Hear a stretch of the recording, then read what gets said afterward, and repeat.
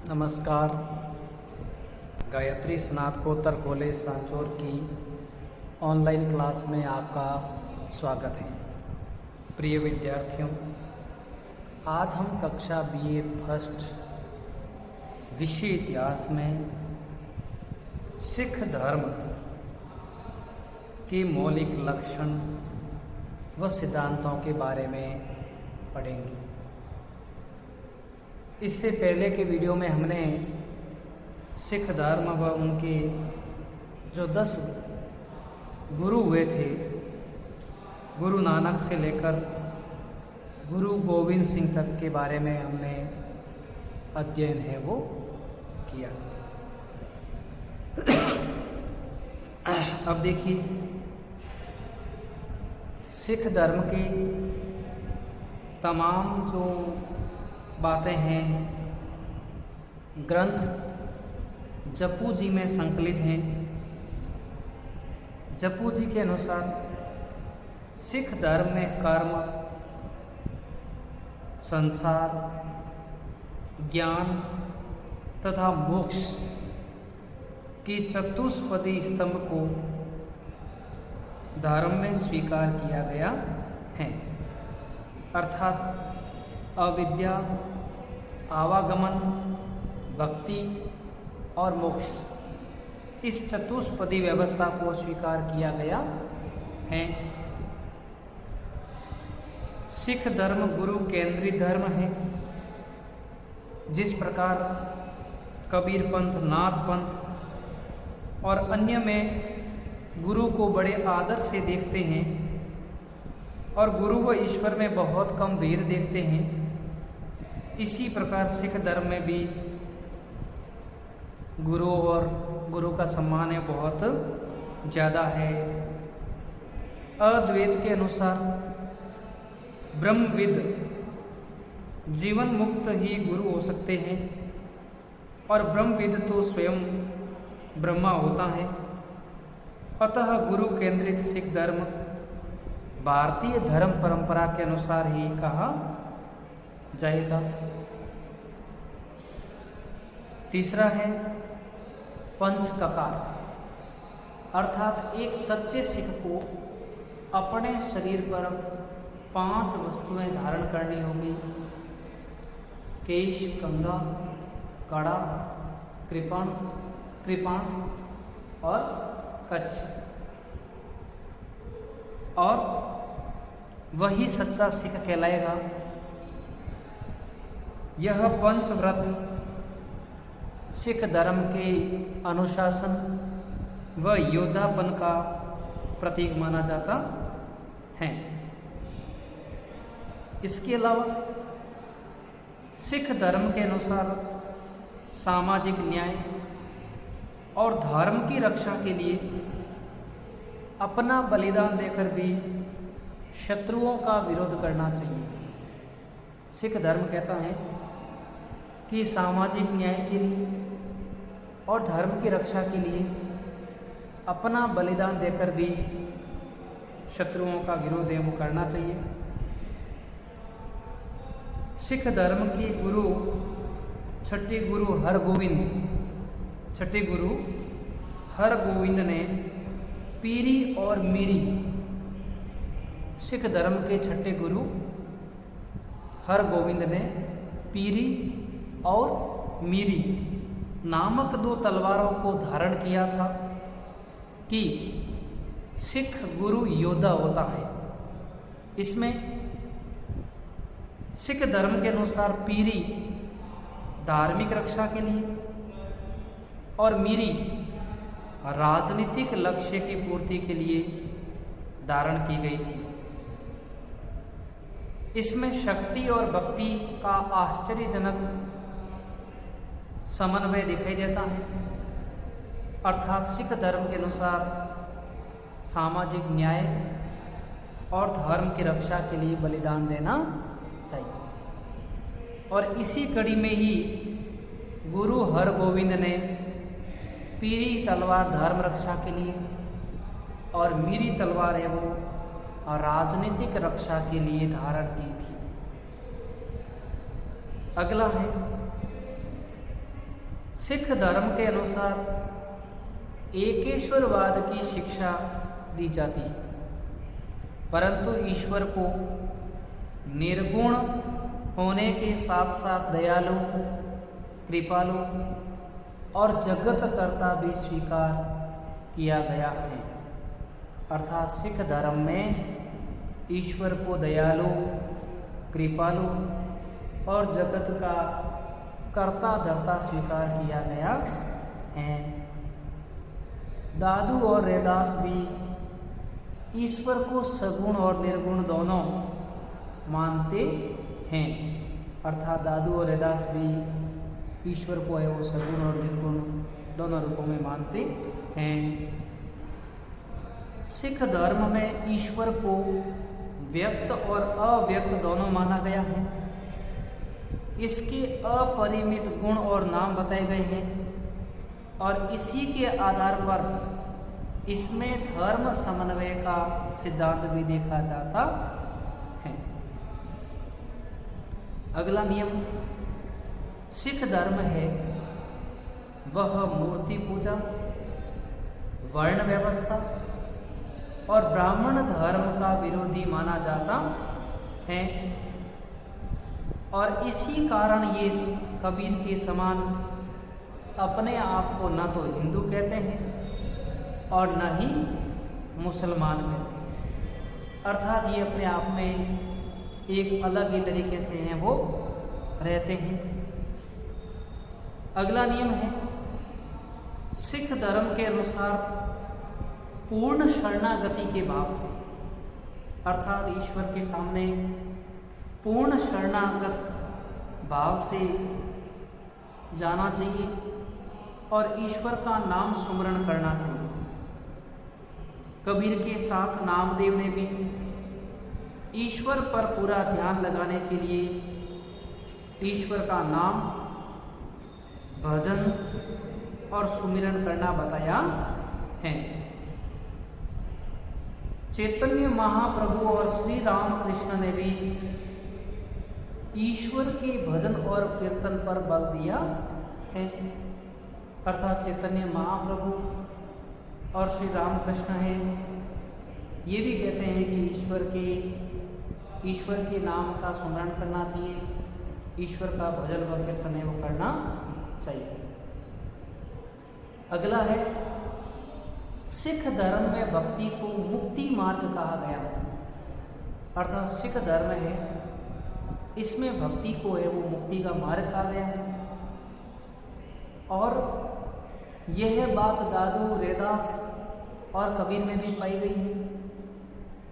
श्री रामकृष्ण ने ज्ञान मार्ग की अपेक्षा भक्ति मार्ग को सरल, सहज, सर्वग्राह्य और कलियुग का अमोघ मार्ग माना है। अर्थात सिख धर्म को मुक्ति मार्ग कहा गया है और दादू, रैदास, कबीर आदि ने भी यही बात बताई है। श्री रामकृष्ण ने ज्ञान मार्ग की अपेक्षा भक्ति मार्ग को सरल, सहज और सर्वग्राह्य बताया है। अगला है गुरु नानक स्वयं गृहस्थ थे और आपने संन्यास ग्रहण नहीं किया था, अतः सिख धर्म में गृहस्थ जीवन भी प्रमुख माना गया है।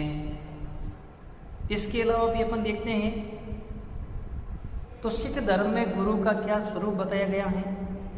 तो देखिए, गुरुओं ने अपनी वाणी ईश्वर के संदर्भ में काम लाई है, पर उनमें से किसी ने न तो अपने आप को पैगंबर और न ही ईश्वर का अवतार कहा। गुरु नानक ने तो कहा था कि मैं प्रकृति विधान में आया और ईश्वर की इच्छा के अनुसार अपने समय पर है वो चला जाऊंगा। और इन गुरुओं ने अपने को ईश्वर का दास कहा और इनका कहना है कि ईश्वर जन्म नहीं लेता। और फिर ठीक कुरान के समान इनका कहना है कि ईश्वर शारीरिक रूप से किसी को जन्म नहीं देता। गुरु गोविंद सिंह ने कहा कि जो देवता या ईश्वर कहेंगे वे अभिशप्त होकर विनाश को प्राप्त करेंगे। और उन्होंने कहा कि ईश्वर जो आदि अनंत और सर्वव्यापक है, वह अजर अमर है, वह अनंत अलौकिक है।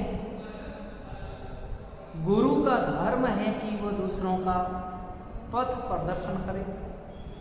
अतः अंतिम गुरु गुरु गोविंद सिंह ने गुरु परिपाटी को समाप्त कर और गुरु ग्रंथ साहिब को अंतिम रूप से गुरुद्वारों में स्थापित करवाया था। और इसका उद्देश्य यह था कि कोई ग्रंथ को ईश्वर नहीं मानेगा और कोई अन्य सिख गुरु अपने को ईश्वर अथवा ईश्वर का अवतार की संज्ञा है वो न दे। इसी तरह से सिखों का प्रसिद्ध ग्रंथ जिसे आज भी सिखों के गुरुद्वारे में पाठ किया जाता है, तो सिखों के 5वें गुरु अर्जुन देव ने गुरु ग्रंथ साहिब को संकलित किया। इसमें गुरु नानक व अन्य सिख गुरुओं की रचनाएं लिखी गई हैं और साथ ही साथ अन्य संत कवियों की रचनाएं भी हैं, जिनमें जयदेव, नामदेव, रामानंद, कबीर, रैदास, मीरा आदि के भी दोहे वो संकलित किए गए हैं।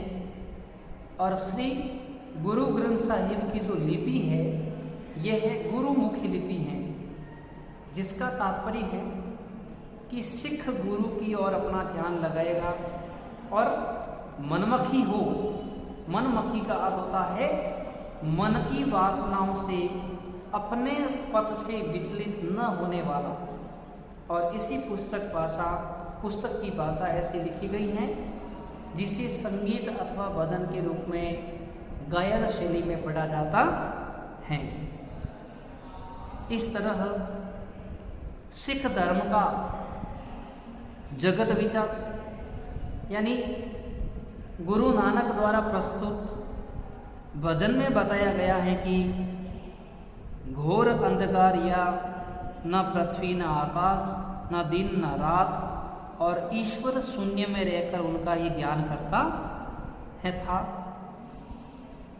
बाद में ईश्वर ने मुख की वाणी से आकाश और पृथ्वी बनाई, सूर्य और चांद बनाया और सिख धर्म के अनुसार रचित जगत है वो यथार्थ है, इसलिए इसे ठुकराना नहीं चाहिए। और यह जगत मानव की कर्मभूमि है, जहां मानव ईश्वर की आज्ञा पालन कर अपने अंतिम लक्ष्य को प्राप्त कर सकता है। और इस जगत को वास्तविक जानकर 8वें गुरु को छोड़कर 10 में से 9 गुरुओं ने गृहस्थाश्रम में रहकर अपना जीवन व्यतीत है वो किया था। मुक्ति मार्ग सिख धर्म में मुक्तिवाद में कर्मवाद स्वीकारा गया है, पर नियतिवाद को नहीं स्वीकारा। अपने ही कर्म के अनुसार मानव को ईश्वर का शरीर मिलता है और जब जीवन को मानव शरीर मिलता है, जब जीव को, तो उसके अनुग्रह को प्राप्त करके जीव मुक्ति प्राप्त करता है। गुरु ग्रंथ साहिब में ईश्वर स्मरण को मुक्ति का मार्ग बताया है और यह है नाम स्मरण बिना ईश्वर भक्ति व्यर्थ है। गुरु अमरदास ने बताया कि गुरु की शरण में आकर ही नाम स्मरण और ईश्वर की भक्ति संभव है। अतः गुरु सेवा और गुरु प्रसाद मुक्ति मार्ग का प्रथम सोपान है। गुरु गोविंद सिंह ने समाज विषयक नीतियों को बताया, जिसे मुक्ति संज्ञा है वो नाम प्रदान किया गया था। तो इस तरह से